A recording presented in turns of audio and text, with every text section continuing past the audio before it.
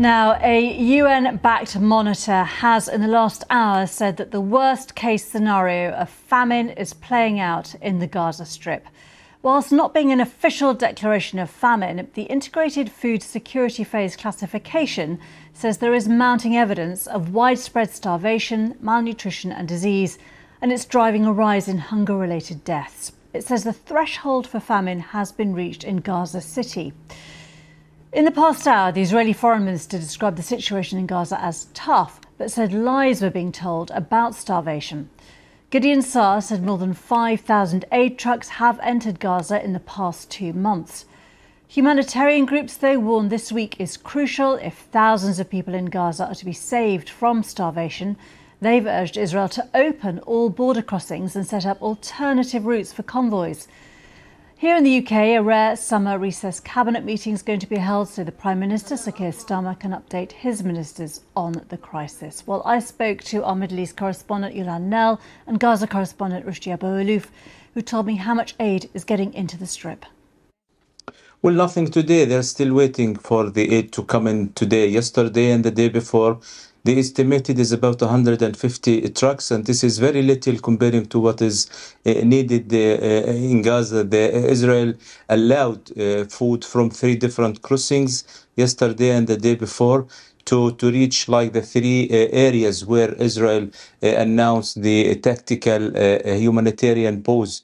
So they will allow food from the north and from the south in Rafah, and from Kusufim in the middle, so to cover the whole area. But the problem is that according to many Gazans, which I spoke to this morning and last night, most of them, like 90% of the trucks were looted by gangs and end up sold for a very high price in the black market. So the people who need this aid did not receive it. And Yolande, what can you tell us about the different options that are being discussed, the calls for new routes to be opened?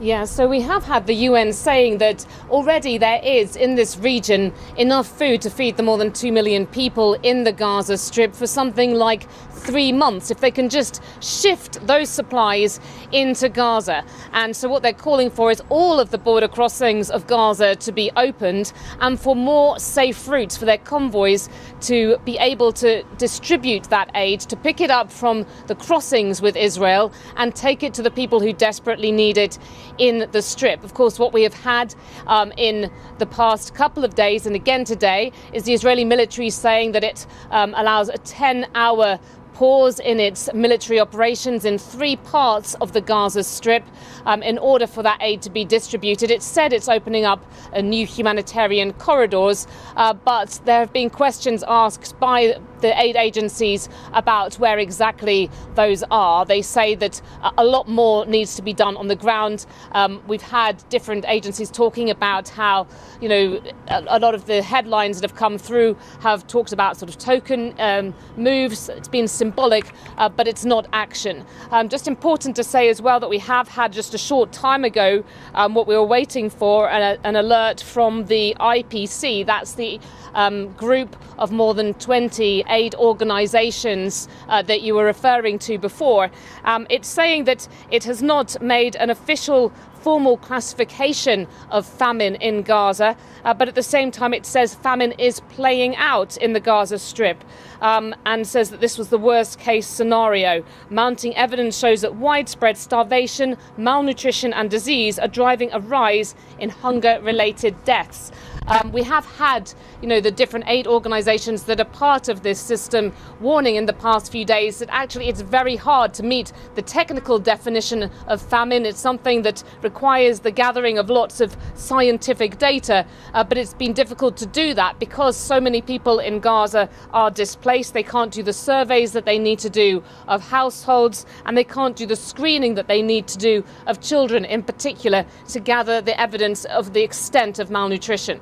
Yes, and Yolande, just picking up on that, from what we're seeing reported by the news agencies from the IPC, this alert now is saying famine is playing out in the Gaza Strip. But it doesn't formally classify Gaza as being in famine because they say that can only happen with more analysis, and it says that it will now carry that out without delay. Can you just give us a sense of even this announcement today from them? Does that make any difference on the ground to what happens? Yolande? I mean, just to go into a bit of explanation, it's very technical for this designation of famine to be issued. What's required are 3 elements. So you need at least 1/5 of households having extreme lack of food or starvation. You need to have more than 30% of children under 5 suffering from acute malnutrition, and more than 2 in every 10,000 people in the population dying per day. Now, it's very hard with the figures that we're getting through to accurately assess exactly what is going on, to verify data to that extent.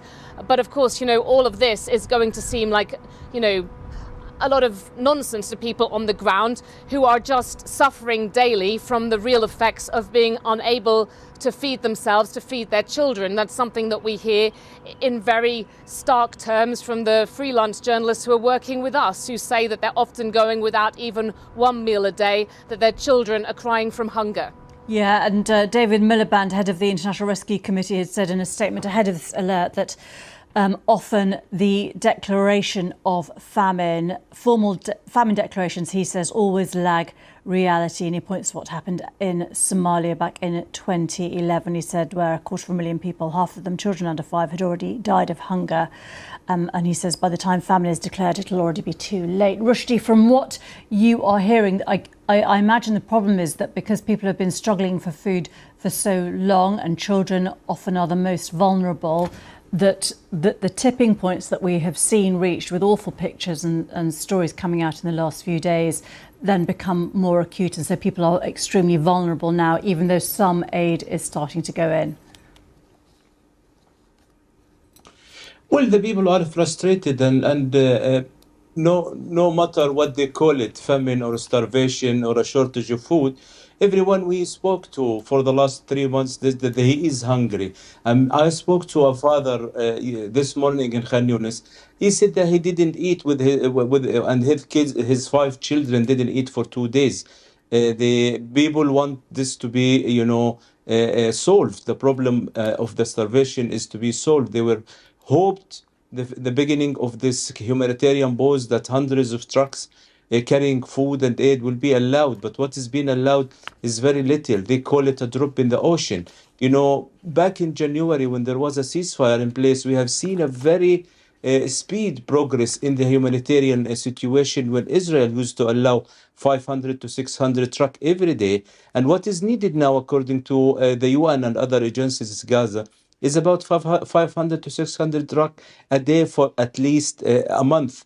Talking to people across Gaza, north, middle, south, they are all saying that they are hungry, they are not eating enough food for a very long time. Also, we should not forget that 54% of the people in Gaza are below the age of 18. So that means half of the population, over 1 million people, are classified as children, and those are, need for food. There is the people are dying in the hospitals every day from the level of hunger. Hospitals also struggle from the lack of medicine and lack of medical equipment. Rushdie Abu Alouf and Yolande Nell speaking to me earlier.